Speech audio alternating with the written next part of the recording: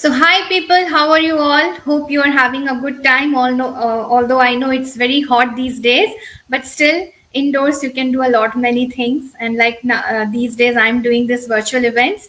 So, I'm Mona Lisa Joshi. I'm an author, publisher, poet, novelist, and this is my talk show, which you know, Mona Lisa's talk show. I have named it. And also, I have a very special guest with me today. She's an eminent poet, a PhD holder, and I'm soon going to invite her. But before that, I just have to quickly tell you that this video is going to be part of my Poetry Closet podcast channel through Spotify, and also will be uploaded on YouTube through the video podcast series.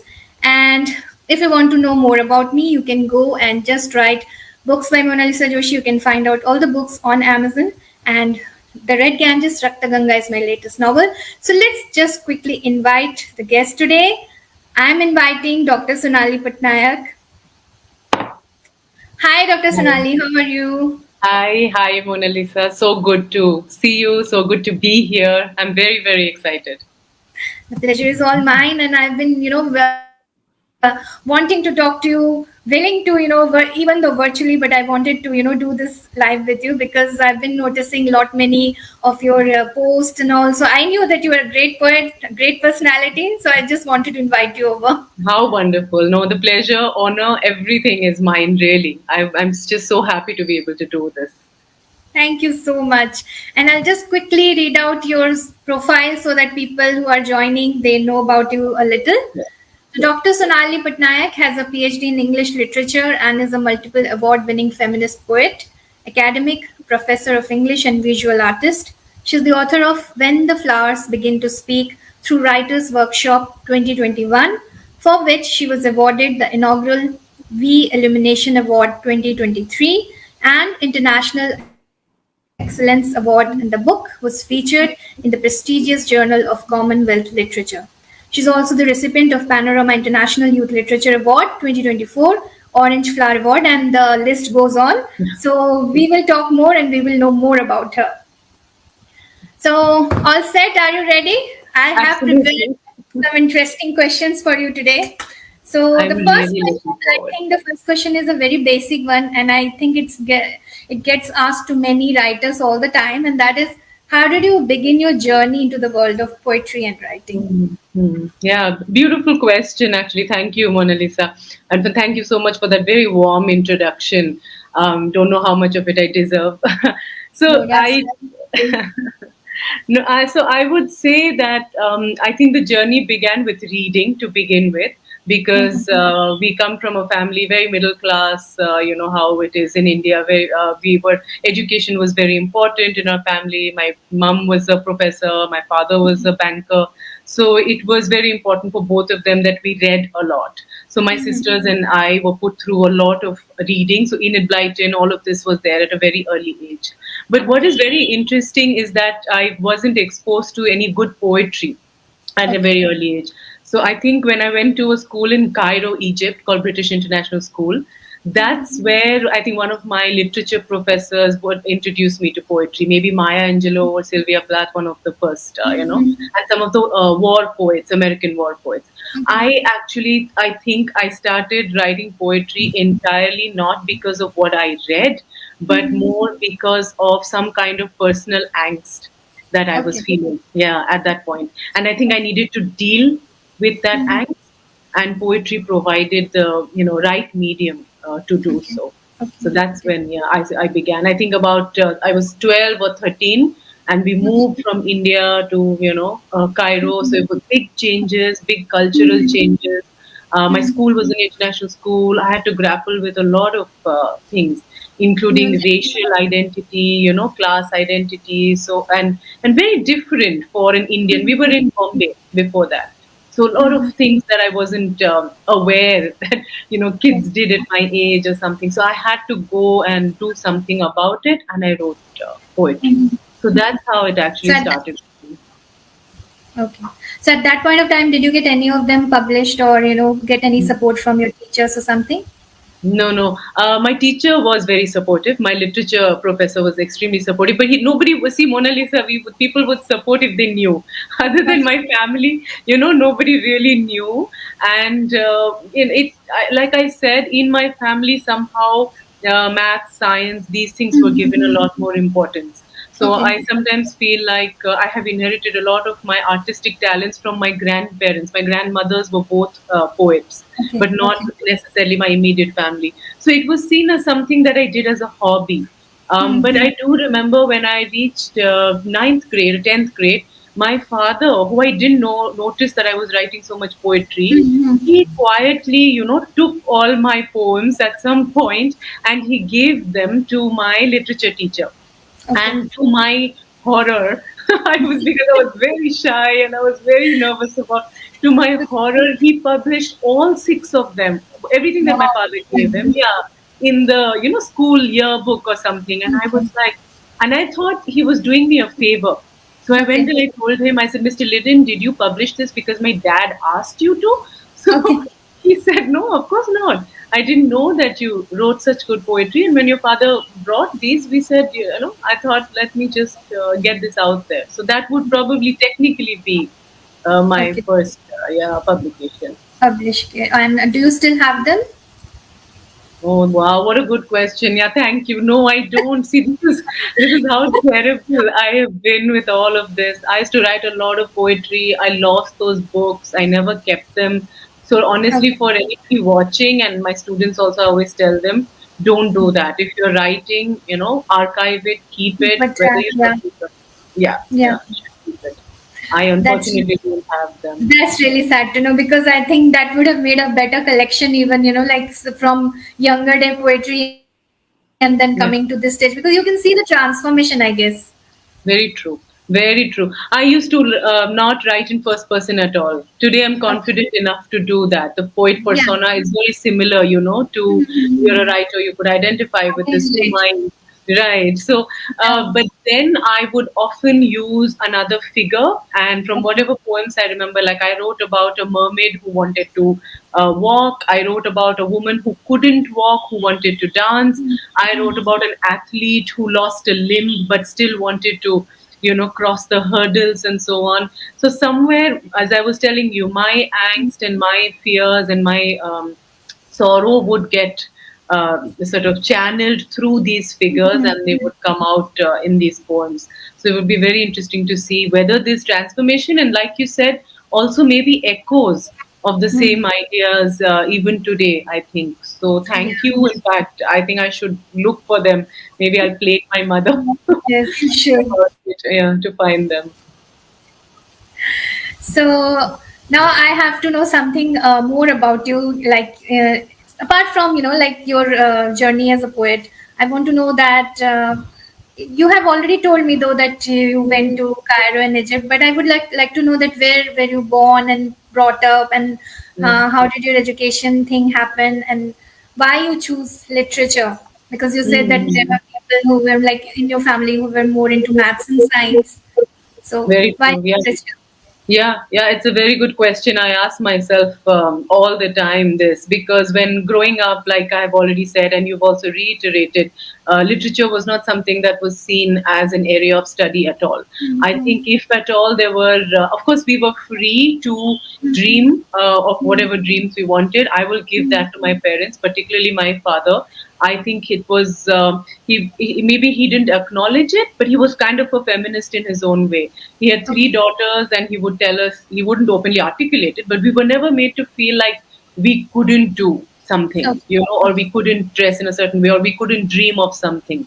So maybe that early ability to sort of think about fashioning myself in any which way I wanted to would have carried on, later in life. But Mhm. I would say, so I grew up I was born in Cuttack in Odisha. Okay. It's a small town, and grew up in Bhubaneswar for the first 7 years of my life. Bhubaneswar and Baleswar, this is Odisha. Okay. And then we moved to Bombay. So we were there for about 3 years. And then from Mhm. Bombay to Cairo, Egypt, where I did most of my high school basically till Okay. 10th grade. And then from Egypt, I think I turned into like some spoiled brat at some stage. But I told my father that I cannot go back. And I mean, jokes aside, I think I was aware that I would not fit into, Okay. the very rigorous, yeah, Indian educational system, because I had Mhm. been Yeah, exposed to very, what I mean, a very different exactly. kind Yeah. of system. So I said, I can't go back. So can you Okay. look for something else for me? So he Mhm. very kindly found, and those days there weren't that many Mhm. international schools like it is in Okay. India today. After Mhm. liberalization and capitalism, India, there's so many IGCSE schools, IB schools, those were Yeah. unheard of. So he Okay. could think of only two schools. His friends told him one was Woodstock School in Mussoorie, and Okay. one was the Kodaikanal International School, and Okay. they're actually sister schools. We didn't know that. So he Okay. said, apply to one of these. And I looked at the brochures. Woodstock School really appealed to me. I applied there, and Okay. fortunately, I got through. I Okay. got a small scholarship also, and so on. And so I did my 11th and 12th grade in the hills in Mussoorie, Mhm. in Very Woodstock. nice. Lovely. That was a wonderful experience. I think that also, being with nature and Mhm. studying with that kind of freedom amongst the Mhm. hills, amidst the hills, even though I may not have known that I wanted to study literature per se, I think Okay. by the time I came to 11th grade, Mona Lisa, I was very clear at some stage whether I study literature or not. Okay. Academics was not something I was thinking of, but I wanted to be a writer or an artist. Hmm. This I was Okay. very clear about. Hmm. And I had read Arundhati Roy's God of Small Yeah. Things much before it won the award and everything, and I was blown away by her writing. I was so impressed, and it touched me so deeply. And I remember calling up my parents in boarding school and saying, "I'm going to be a writer, and I'm going to be a writer like her. I mean, I'm not Okay. going to write in the same way, but I Hmm. want to be this kind of a writer." I remember saying that. So, and I would have to give credit to my teachers in school. So the Okay. school in Cairo, there was Mr. Liddon, who was an Irishman who taught us. He actually introduced me to the idea that I am good with literature. I wasn't aware myself. Hmm. But Hmm. I think we are also taught literature. Now that I'm an educator in India, I know this. We teach it Uh-huh. differently in schools, right? Yeah. So he exposed me to a full-length novel. He gave me J.D. Salinger's Catcher in the Rye at a very Okay. early age, and he said, "I think you're ready. Read it and see." Okay. So he was, I Okay. think, very, very, if Mr. Liddon is around somewhere, I'm not in touch with him, but he was Okay. very instrumental. Him, and I had another teacher called Miss Ward, who would read my writing and say that, I see the makings of an author in you. I think you should, yeah, study literature. So these teachers, I have to give a lot of credit. There was Mr. Dirksen, also another teacher in Woodstock, who would Hmm. again see, the Okay. ability in yeah, for literature in me. So whether it was studying literature or writing or Okay. creating literature, both kind of went hand in hand. And then Okay. Delhi University happened.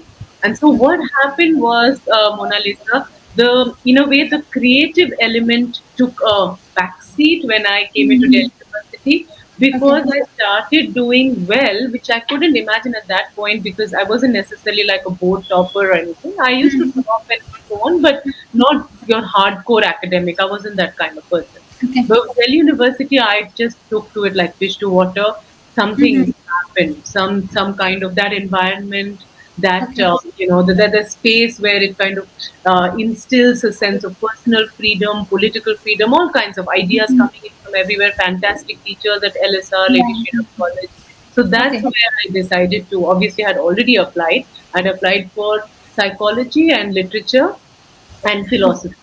So Oh, today, also, lovely. if I look at it, these are still my interests. I did philosophy first year in Gargi College, Oh and wow! Okay, somehow I wasn't, I felt like this is not my calling, so I changed into literature. So okay. I'm a Gargi alumni. How lovely! How lovely! Okay, and to Yeah. know that you even chose philosophy, I think so. For me, it was the Yeah. other way around. I put literature as my first choice, and they would usually have second and third choice in the forms. I Yeah. would usually put psychology and philosophy or psychology and history.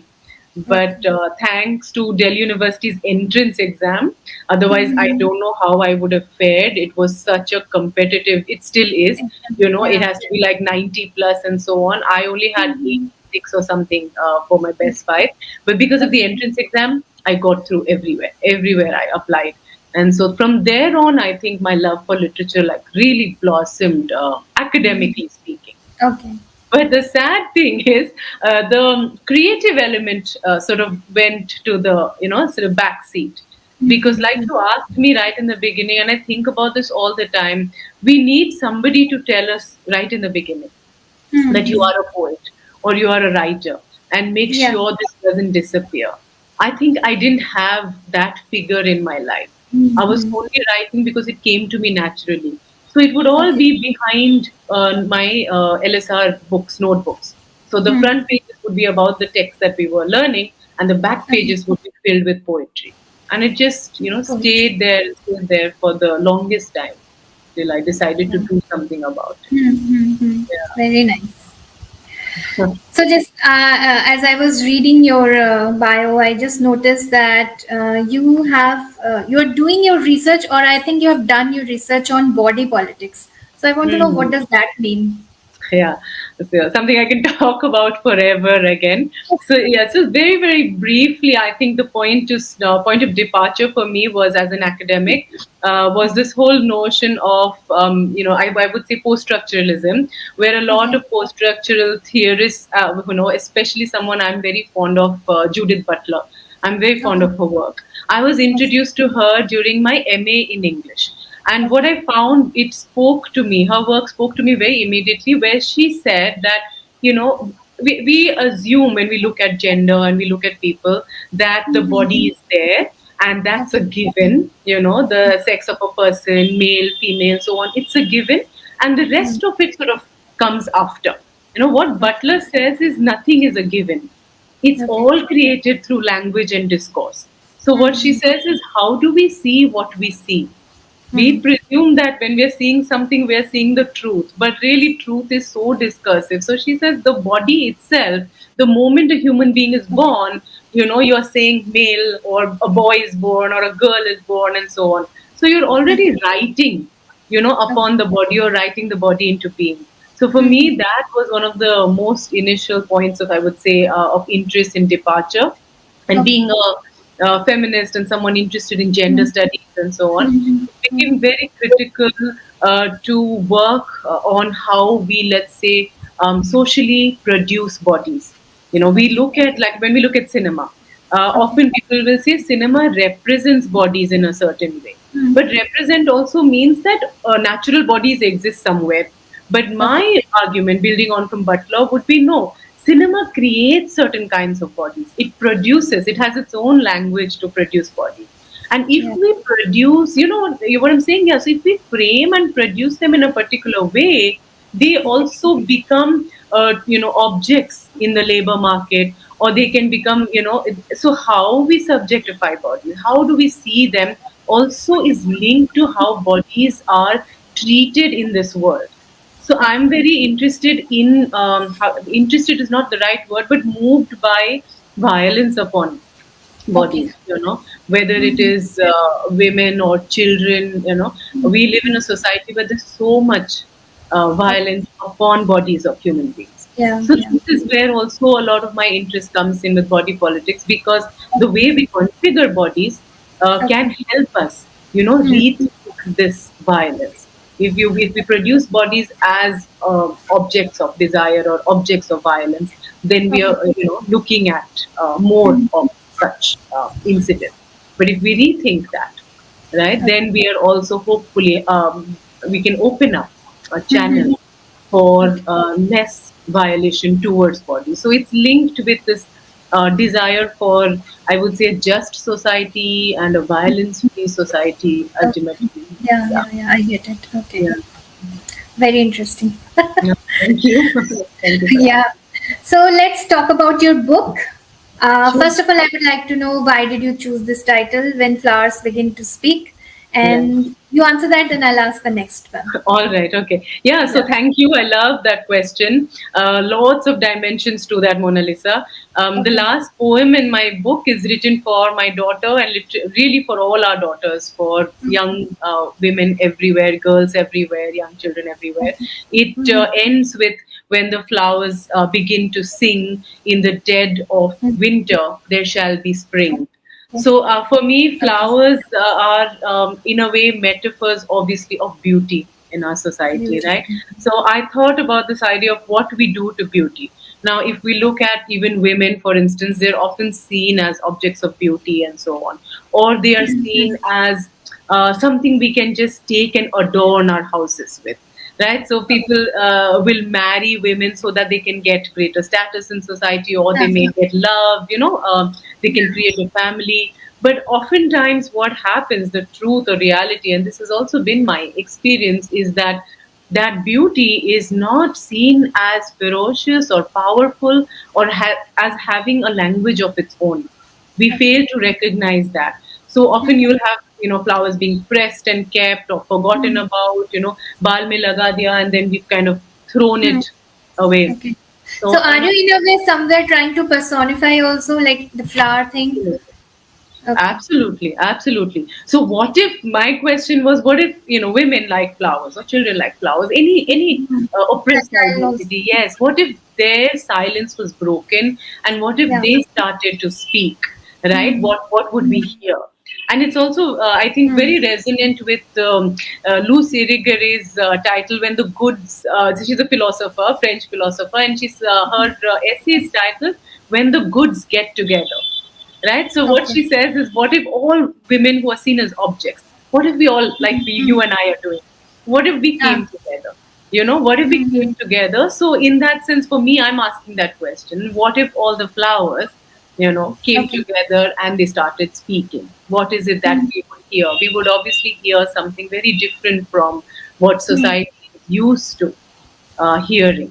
And since the book is about, to a great extent, surviving domestic violence, it is Okay. about, yeah, it's also about, surviving it, and about resilience, about coming out of it and Hmm. reclaiming power and identity for oneself, right? So I felt this title was apt because um, speech, Okay. speaking, or like flowers, any of us, I feel speech is really our greatest tool. Okay. Silence is not an option anymore Hmm. when there Okay. is oppression, right? So that's why it's called that, because in that sense, my book also becomes my tool, or my weapon, or my, Hmm. uh, yeah, let's say, token, or whatever it is, notion of reclaiming my identity, right? So it's Okay. about the book, and it's also about, you know um, about women needing to say and speak and Okay. state what is it that they go through, and Okay. that will bring So, about a revolution. That's the idea. oh, very nice. So, tell me the process. How did you get this book published? Like I've read that it was got published through writing, yeah, writers workshop Writers something. workshop, yes, yes, So yeah. So is there any process like you submitted or like yes. you tell me what Yeah, happened? definitely. So, as I told you, I was from the academic world. I had not published my poetry anywhere, so I was clueless. I had Okay. all these poems, and then I could think of seeking help. And this is Okay. something I keep telling people: if you don't know, ask for help. I didn't know who to ask then, Mona Lisa. So I could only think of my ex-student, who is also a Okay. very established poet now, Okay. Simin Ali. I wrote Okay. to her. I had the good fortune of having taught her at Miranda House. And so I said, Simin, I have all these poems and I want to Okay. bring a book out. So who Okay. do I go to? And Mm-hmm. because I didn't read so much contemporary Indian poetry, I didn't know Okay. who the contemporary publishers were. Right, Okay. so she guided me towards writers workshop, and then I, being the typical academic that I am, I did all my research. I Okay. read up on, yes, so I read up on writers workshop. I found out how incredible and eminent publisher, or a publishing house that they are, sorry, and how some of my favorite writers, from Vikram Seth to Meena Alexander, some of their Nyam Joshi, Suniti Nyam Joshi, some of the Okay. best poets have been published by them. Their first book, or first and second book, has been published by them. So that's when I Okay. set my heart to this. I said, I'm going to write to them, I'm going to send them my work. If they Okay. don't publish, no problem. I had already told myself that. I had prepared myself for rejection. Then I Okay. will seek out, yeah, other publishers, right? But I at least Okay. I have I can tell myself I've done it. I've gone through them. I've given it my best shot. It didn't work out for them. No problem. I'll go somewhere else. So I wrote to them. I sent an email to Professor Anandalal, and I introduced myself briefly, and I sent my manuscript. I must say I was so delighted to hear from him. I mean, they wrote back, not Ananda directly. I think his daughter first wrote back, and she explained the process to me and so on. That thank you, we've received it. We take this many months and so on, and we'll get back. They got back. Ananda got back to me in 3 months' time, I think, or less, and Okay. I loved it. That email is so close to my heart today. You know, he said, Dr. Patnaik, we've read your manuscript. I've read your manuscript, and I find it eminently publishable. I think it will make a formidable volume, and we would love to. Okay. And he said, this is, yeah, exactly the kind of voice, original voice that Writers Workshop is always looking for. So this was the Okay. gist of his email. And then, of course, he had explained what the process would be, that you would have to, buy this many advance copies and so on and so forth. If it's okay by you, then we will move ahead. And that's Okay. how, yeah, it began. But COVID came, Mona Lisa, I must say. It was, personally, it was the worst thing that could have happened. I think for everybody. Yeah, I lost my father. Yeah. I wish he had been around Oh, to sorry. see my first book, yeah, come out. Mhm. But it was meant to be like this, I think. He was a very, very healthy man, but Delta virus was what it was. And we none of us expected it, but that happened. I couldn't even think about my book at that point. But somehow, slowly, one had to crawl back and Yeah, say yeah, that I have to still live, and I have to live for my daughter, and I yeah. can't have her also be so miserable. She has a life ahead of her. So yeah, slowly and steadily, and that book also helped me. It came out finally in end of 21, beginning Okay. 22 actually, and Okay. it somehow gave me, although it was very unfortunate the timing, but it gave me the Yeah. ability to, yes, it was like a springboard to come back to life and to literature in a way. So, are there any sections you have divided in the book? Like, is it all about feminism, or are there any other themes or sub No. themes you have touched?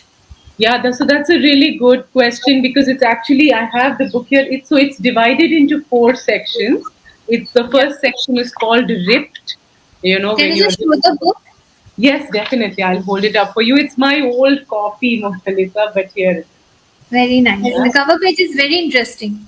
Thank you. So that is all them. That is Writers Workshop. It's not my doing at all. I think it Okay. very beautifully synchronized with my title and everything.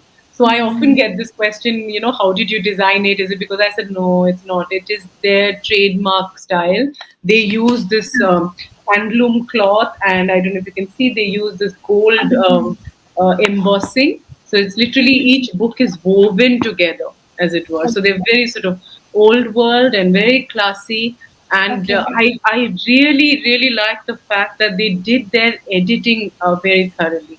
So Okay. Anand Lal is the person who I was working with, and he would just point out, not too many, but Okay. a few things here and there. He said, if you have ended a sentence, I remember he said with a preposition, I'm not sure you want to Okay. do that in poetry. I have read a lot of Okay. poetry that does that, but Yeah. I took his. Yeah. Poetry naturally breaks the rule. That is Right? true. Yeah, exactly. So I used to write like that. I will have and at the end of a line or something, and if, but he said, try and rethink if you really want to do it like that. And that helped. I kind of reworked some of the poems with that basic Yeah. rule. So yeah, so it's divided like that: ripped, and then reckoning, and reborn, and then it's risen. So it's like it's a narrative, So from being Okay. ripped, then to have to reckon with being injured, Okay. and then the Okay. sense of having a rebirth. Because in this life, I believe we have to face many deaths and Yeah. many births. So there is that rebirth, and then to rise again from that rebirth. So the poems are arranged like that. The poems that are about injury and violence and so on, they go in the ripped section, obviously, and then those that where I speak about what promises I had made to myself. which were not fulfilled Okay. and why. So there's a lot of questioning poems in the second section. Okay. And then in the third section, where there is reborn and risen, those are love poems and poems of resistance, resilience, me speaking to my daughter, preparing Okay. her for a future Hmm. where she can Yeah. stand courageously and bravely and so on. So that's how it goes. Interesting. So, Dr. Sonali, I have something interesting lined up today in this episode, and that is, and this is for the first time in this third episode of Mona Lisa's talk show. We are doing this and with you. So Wow. that is going to be a rapid fire question round. You have to be Wow. quick Okay. and okay. So, Right. shall I Okay. start? I'll try. Yes. Okay. I'm sure you're going to do it nicely. Thank So, you. what is your favorite thing to do to kill time? I would say What is your watch something on Netflix. Yeah, watch something on Netflix, or read, or just hang with my daughter. Yeah.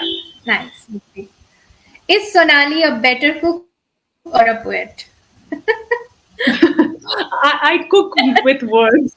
Let me put it like that. I cook Yeah, with yeah, words. yeah. So Lovely, I lovely. can't compare. That's nice. So, which is your favorite book till today and why? Apart from my own book, which I obviously love my own book, I would have to say Beloved by Toni Morrison and Okay. Emma Donohue's Room. It's difficult for me to compare, both because they are Okay. powerful feminist voices and they write about motherhood, about a woman's identity, particularly historically ingrained identity like Toni Morrison's Beloved, and it's just the kind of book that you can't just keep once you're done and just forget about and move on. It will just change your life. I think both of those books are like that. So for that reason, life changing. Yeah, Okay. life also. I'll get the names from you after this Definitely, show. definitely, highly Yeah. recommended. Okay. So, can we expect a novel or a collection of prose or short stories maybe in the future from Dr. Sonali? That's a nice question. I mean, I never intended to say this, but since you're asking, I am working on a novel, and it's half written. Oh, Yes, so about 10 chapters done. Fingers crossed. nice, I'm not a nice. novelist. This is my first novel, but let's see how it goes. So I would say yes to that. Okay. My best wishes to you.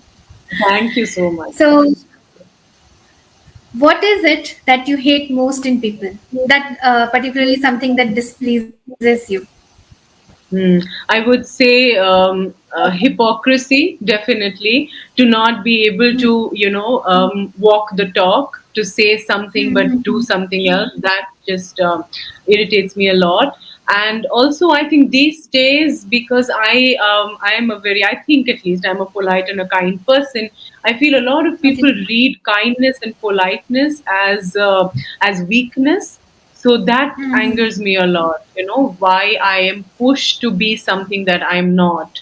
Why we can't live with a certain amount of conviviality and kindness and politeness. So, yes, the lack of that sensibility, I would say, to Yeah. respect softness, to respect compassion, to respect kindness, Hmm. which we are fast Exactly. losing in society. That bothers me a lot. I can totally understand. Yeah, I'm so Okay. glad. So, your dream destination and why? Oh, yikes. I think anywhere where there is a beach. I love Goa, but I've been Okay. to Goa too many times. But anywhere there is a Okay. beautiful beach, I would say I'm a total beach body. I could spend a lot of Okay. time on the sand and in the water and so on. Yeah, I would love a little Okay. cabin near the beach where I could write and I could just go for a swim and I could come back and write and raise my daughter. Yeah, that's it. Nice. Very nice. So, how disciplined you are as a writer? Do you procrastinate? I used to a lot. I Okay. right now I wouldn't call myself disciplined, but because I was a single parent, Mona Lisa, for a long time, so I realized Okay. that time is not something that I have the luxury of. So if I was not taking care of my daughter, if I was not, then I had to just pick up my, I would write on my phone or I would write on the laptop while I was feeding her. I remember I used to write sometimes. So now I've gotten into Yeah. that habit of not thinking in terms of discipline so much as whenever you get the time, that's the time to write. So just write. But yes, I do think that sometimes I could write more. I could be harder working. My husband today, I'm Okay. remarried. He reminds me always that you're one of the most hardworking people I know. But I still feel that I could be a lot more hardworking. I could write into but क्या कहते हैं समझौता करना पड़ता है sometimes you have to come to terms with the fact that we are older and we have other responsibilities and so on. So no longer procrastination, not that, Okay. but definitely I do take a lot of breaks. But I think sometimes I also need that. That's all. Yeah. Yeah. Yeah. Yeah. I understand. Christina Rossetti or Sylvia Plath? Why? I love them both. Gosh, well, I will just have to, for the sake of rapid fire, say Sylvia Plath because Yeah. they both have definitely their own, Own way of writing. Yeah. and I'm a big fan of Rossetti though. exactly, exactly. And I have taught Christina Rossetti. I've never taught Plath, so in that sense, I'm a little biased. But yes, definitely Sylvia Plath as someone whose poetry really, really speaks to me because Okay. it's raw, it's Huh. intense, very personal, very political at the same time. The kind of poetry I aspire to write and the kind of poetry that moves me immensely. Not that Rossetti does not, but definitely Plath for its wildness, its freedom, its ability to deal with raw emotions, It's with this. anger, yes, and her Mm. relationship with her father, with the men in her life, and so Mm. on. So the Yeah. intensity and complexity of that, yeah. Mm. And she's a mistress of, I don't want to use the word master, hence I'm saying mistress of Huh. metaphors. She's so good with, the Mm. flower Mm. Mm. imagery, other kinds of metaphors. So definitely for that also, Sylvia Plath, yeah. Okay, nice. I love Rossetti more because I read her Goblin Market and became a fan, and I'm more into this Yeah. fantasy and surrealistic way of writing. So I Mhm. know her long poem and all, so I got inspired by that. So if you Yeah, ever get a Goblin chance, Market is amazing. No, yeah, absolutely. And I've taught it. So, like I said, it is a difficult choice. So, thank you for bringing that. In fact, yeah, I would love to. I Yeah. actually when we started our publishing house, I was bringing out these prompts. So once I gave the Shakespeare Resurrection. So we Mm. resurrected the heroines of all the Shakespeare plays. That one did Interesting. an amazing job. People wrote for it, Wow. and we were doing earlier in the earlier days. We were bringing out journals and magazines. Then I Right. came to paperback. So for paperback also I gave many themes. So Rossetti I wanted to do so badly, but somehow I did not get that kind of response. I actually That's such wanted a, to create, brilliant some. thing. Yeah. Yeah. No, that's brilliant. Thank you for reminding me of Goblin Market. It is so layered, so rich, so Yeah. powerful. Definitely. So it is a very, very difficult choice. Like I said, Yeah, I would I feel also. like this that I should connect with some of the greatest poets we have of these times, the contemporary times, like Hmm. you and some other poets I know, and we can do something, recreate something of Rossetti's works and all. I I think really that's a want to. Let's fantastic see idea. if something comes out in my mind. Definitely. I mean, please count me in. I think it's a fantastic idea. And I love this prompt you're talking about also. So Yeah. I have a poem on Macbeth's witches in the Hong Kong Review. It's Okay. called Fair is Foul. I've always been fascinated with these characters. So same Okay. with Lady Macbeth.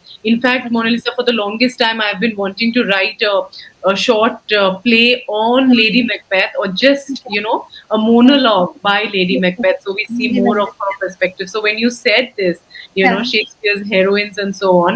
I Yeah. thought of also not just the heroines, the other women like Yeah. Emilia, Hmm. in Othello, for instance, who Yeah. Bharadwaj does such a great job with Indu and so on. But what about their, Hmm. Hmm. voices and Hmm. the way they Hmm. were Yeah. thinking? So you really must start something like that, maybe even an anthology, which has, Yeah, because anthologies I've been doing, and we have some 10 to 12 we have done so far. wow, And lovely, right now, Krishna anthology is coming out. If you have seen wonderful, I've created the cover page and all, so it's coming wonderful. out. Yeah, so right now what has happened is there are so many groups of people are, getting scattered. So they are, Hmm. they are attracted towards something, to this thing. So I'm feeling a bit saturation has come, so submissions have dropped. So that's why I've stopped Okay. for now. I'm planning that I'll rather do one publishing of a good poet Right. in a year. I think Yes. that would be, and I'm also taking a slight break because my writing also got suffered due to, in Hmm. publishing so randomly because one after another books were coming out. So Yeah, I slight can break. completely understand. Yeah. Yeah. And I haven't I was got the going to time, to promote my book as well. Exactly. Still, I was going to the ask novel. you this earlier. How do you juggle actually? Because that's what I have also found very difficult in recent times to juggle teaching and administrative jobs. So right now I'm a full-time writer. But in Okay. your case, I think yeah, you would probably again need that discipline to make sure that it doesn't Yeah, eat because if into your I writing. promote my book, then other books are getting neglected because I guess 10 to 12 anthologies have come out, and it's not possible to go and ask each author or poet that please promote. So I keep on doing it in my own way. So Hmm. let's see what I'll be able to do in future for my Wonderful. novels. Many congratulations. Yeah, it's Thank wonderful. you. I'm filled with excitement listening to you. So I really hope the publishing house, keeps publishing exciting works and so on. And yeah, I will also promote it amongst young writers and others and I really hope that you get the kind of writers that you're looking for. That That would be becomes so lovely. important. Yeah, definitely. Definitely. So, Dr. Sonali, it was lovely having you. If you want to read something out from your book, that would be nice. Oh, no, okay. Let me read something Any? very short, maybe since we. Okay, thank you, Mona Lisa. How about this one? It's called DIY, meaning Sure. do it yourself. It's a Yeah, very I know. short poem, yeah? Okay. So, Okay. DIY. Okay. Cry yourself a sea and then become boat. Okay. Flee, move into the ocean. Float, rock, dock. It's your own making. Keep your eye on the storm. It forms right underneath your deft fingers. With the spoon you stir, swallow the tumult. Blew your throat. The stains in your cup of future universe behold. It's scary when that boat capsizes, but your body is never one. Another body rises, bursting into multitude. You are sea. Swim in your own skin. Thank you. Oh, interesting. And yeah, I think somewhere that concept you explained to me earlier in the start of our this episode, body politics, that kind of thing also merges somewhere in your poetry. Absolutely. When I was reading, I realized that we were conversing exactly about this. So Yeah. how do we see the body? The body is not singular. It keeps rising. It keeps breaking. It keeps Mm-hmm. coming back. It's a register for so Yeah. many things. And we don't give it enough credit. In a kind of Cartesian way, we think the mind is everything, but the body is Mm. actually what sets us free. And I think we had this in a lot of Indian practices, which I think now people are going back to, thankfully. I keep telling young people also move away from your desk and Okay. do a lot of things with your body if you want to stay healthy and if you want to stay active. Dance and do your whatever yoga or use your fingers, Yeah. because it has regenerative powers which just using the mind in a, I feel, sedentary way cannot give us. So there is True. that aspect to the body also. Very well said. Yeah. Yeah, thank you so much. So it was lovely having you, Dr. Sonali, today. I learned a lot from you about many things and also your perspective towards poetry and your poems. And I feel that all the audience are going to watch this video later. They can also find the book, When Flowers Begin to Speak. I'll drop the link that has been given to me by Dr. Sonali in the description. So go ahead, grab a copy, read her poems, and enjoy. Thank you so much. I so enjoyed being here. Thank you very much, Mona Lisa. Thank you for inviting me and thank you for this Thank you wonderful, so much. riveting conversation. Yeah, I enjoyed a lot. Me too. Bye. Have a great time. Bye. Bye. Thank you. Bye. Bye.